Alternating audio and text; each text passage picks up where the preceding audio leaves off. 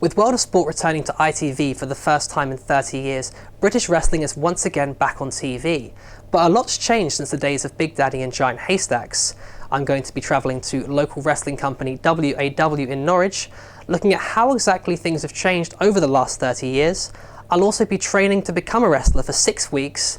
I'll be training under WAW's head trainer Zach Knight, member of the esteemed Knight family, ahead of a match in Cromer Carnival.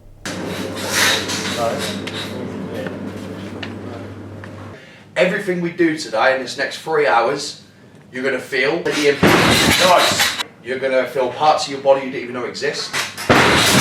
You're going to wake up tomorrow and you're going to roll out of bed. There's not going to be any spring in your step. You're going to feel it. Wrestling is a very intense, whatever you want to call it, whether it's a sport, entertainment, illusion, art, whatever you decide you want to call professional wrestling, whatever it is, it's 100% real when it comes to training. Okay? Nice. Yeah, there you go. There we go. Okay. Up we get. Stand up a second, mate. We do get injured. That is a fact. Over this next 6 weeks, from nothing to become a professional wrestler with a match at the end, I'm telling you, we might get niggling injuries. But as a pro, we fight through it.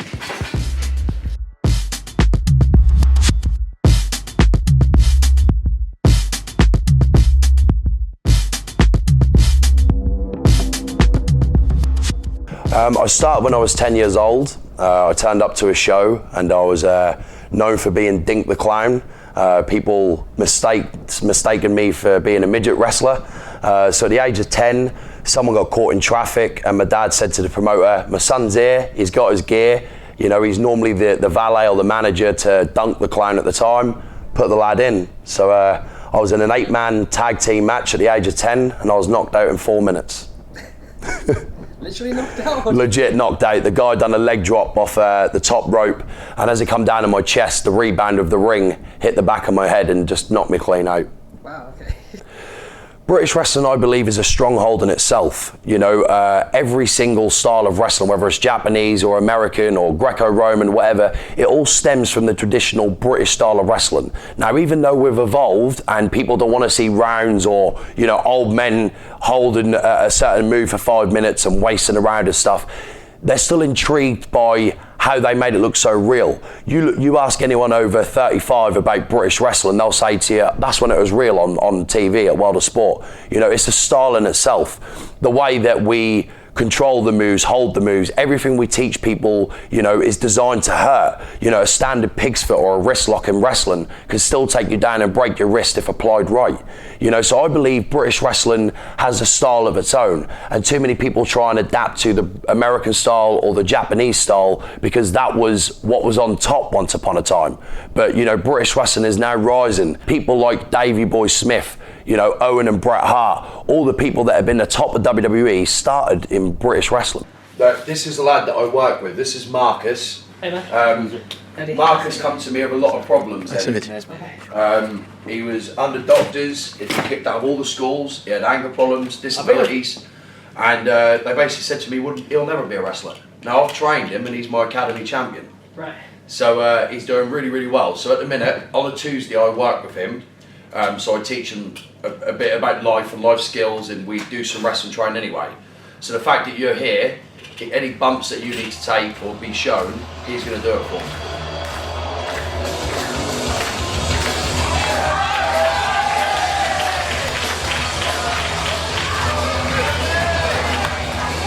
I'm like a superhero because I can be like who I want to be. Like I watch like old comic books and all that, like from DC superheroes to Marvel heroes. Sometimes I love Power Rangers because they're like colorful and all that. And then that's when I start, maybe that can be my gimmick. Because every time I get in the ring, on the top rope, slam my fist into the middle of the ring, that makes everyone knows like he's a superhero. When I got kicked out of college, I was like, there was nothing else I can do, just trying to figure out the wrestle. So my mom had worked with government people to talk to me, what can we do? So that's when my mom started kicking him. Then she had an idea. She said, how about a carer for you, Marcus? I said, isn't that the one that just follows me around every time and like other carers. She's like, no, this one's better. This one's much better. So that's when he started talking to my good friend Zach. That's when she said to him, Zach, can you come help my son to be his carer and all that? And Zach happily agreed to do it, to show me the right way and all that, because he treated me so good. I mean, he was like a second dad to me. Ricky, he's like a really good granddad to me. He's like a good granddad. For me, it's like I'm home in WAW. Because all these nice wrestlers are so kind to me, and I just thought, I keep saying to Mum, WAW is like a new family of mine. A second family. Because good friends, good matches, good rivalries, fighting and all that. But sometimes I just love to say I just want to live here. Just build a house in the middle of this ring and just stay there. But it's really beautiful here and I love it. Obviously in wrestling you've always got your good guys and your bad guys. Do you Yeah. always be a good guy? Yeah, I've always been a good guy. Because I love the people, love their support. As long as they won't give up on me, I won't give up on them. These kids prove one thing. You know, whatever you're given in life, you can either sit and sulk about it, or you can go out and do something about it. And these kids put it in every week down at WW Gym, and they give you a fantastic display of wrestling tonight.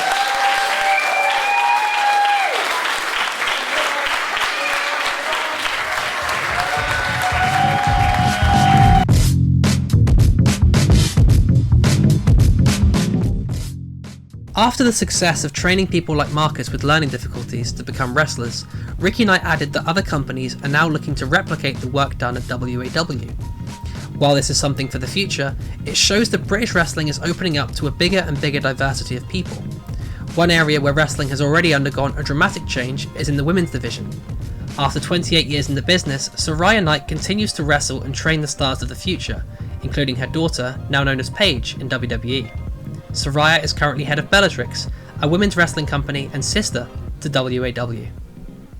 When I came into the business, there was Princess Paula, Klondike Kate, Busty Keegan, Nikki Monroe, Debbie Drake. All the girls that from the 60s, 70s and 80s, they were in it, but they were just then starting to decline. So it was a different style. It was big girls beating up little girls. The big girls commanded the whole performance. There was female moves and male moves when I first started in the business, and I changed that because I got taught by men. So, I didn't get taught the female way to wrestle. I got taught the male way to wrestle. I got taught shoot moves. I got taught how to look after myself because I was very slight. So, if I got in the ring, I had to make sure that the girls realised that I weren't going to be messed with. I kind of changed it from little skirts and, like two pieces to the girl that will stand toe to toe and take on the world. So I do believe that the aggressiveness of female wrestling is what has changed. The girls now, they're not doing the pussyfoot sort of TNA style. They're going in there and they're kicking the temples of shit out of each other. And there's nothing better than seeing two girls go at it. And I genuinely do not believe that apart from the clothes that we wear, there's no difference between me and you, because I can mess you up just as much as you can mess me up. There's intergender matches. I mean, I wrestled Joey Ryan not so long back. The lines now are blurred. It's a wrestler in their own right, male or female. Intergender now is starting to really pick up.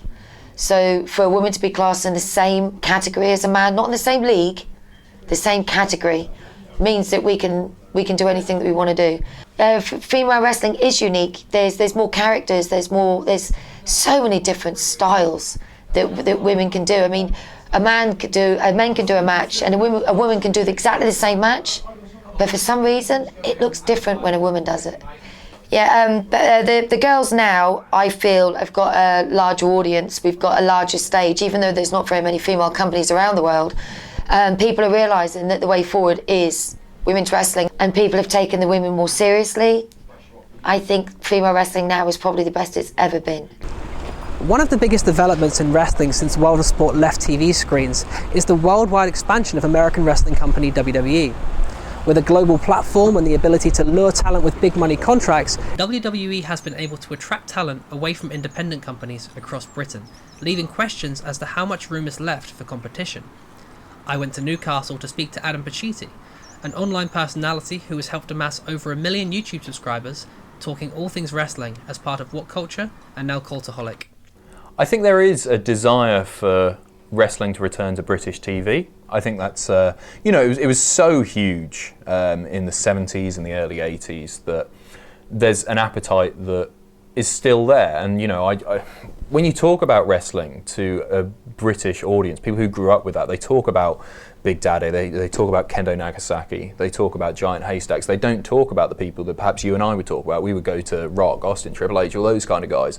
There's still a fan base there, and I think with WWE's distribution in the UK, it can be quite difficult for UK audiences to catch up with what WWE are doing. If you don't have Sky, you're probably unfamiliar with a lot of what WWE do. So a time slot like they've got on Saturdays on ITV, I think it's a tremendous opportunity for wrestling to be prevalent in the UK and reflective of how brilliant the UK scene is at the moment. You've obviously had a lot of experience attracting an online fan base. Just from your own personal experience, did you find that translated into people turning up at events and turning up at live things that you produce or anything else? Yeah, absolutely. I think when we were working with What Culture, we had this huge online audience. I think when we left What Culture maybe 8 months ago, we were over 1 million subscribers. It was really, really huge for us. But a lot of those subscribers were very WWE centric, and if you're not talking about the guys that they see on their screens every week and want to discuss, then they might not be interested. So, the initial WCPW episodes, when we produced those, they did really big figures for us. They did sort of 200,000 people. I think 25,000 people were watching live on YouTube, which was huge. But they did translate to ticket sales, but perhaps not as much as we would have thought or hoped. I think a lot of that comes down to our audiences all over the world, and if we're running a show in Newcastle, only 0.1%, if that, of people watching the advertisement video that gets put online are actually going to be within reach of coming to Newcastle and seeing those shows. So it's different, and more targeted advertising was probably a better way of attracting fans. Is there room for British independent companies to flourish with WWE in the midst, kind of tapping up a lot of talent? That's a very difficult question to answer. Yes, there definitely is, but we're about to see how competitive it gets. If World of Sport is very successful on ITV, WWE will panic more. And I think we're already seeing them, they've signed a lot of UK guys, a lot of whom were on the original 2016 series of World of Sport. And we've seen companies like Progress and ICW who now have links with WWE. It's going to be interesting to see, if you're not with WWE, how easy it will be to succeed. Because if you're not with one of the big boys, and that could be WWE and ITV, if you're not with one of them, any wrestler would take an ITV or a WWE contract like that because it's guaranteed money. So that creates a new problem for UK independent companies who aren't affiliated with one of those two companies.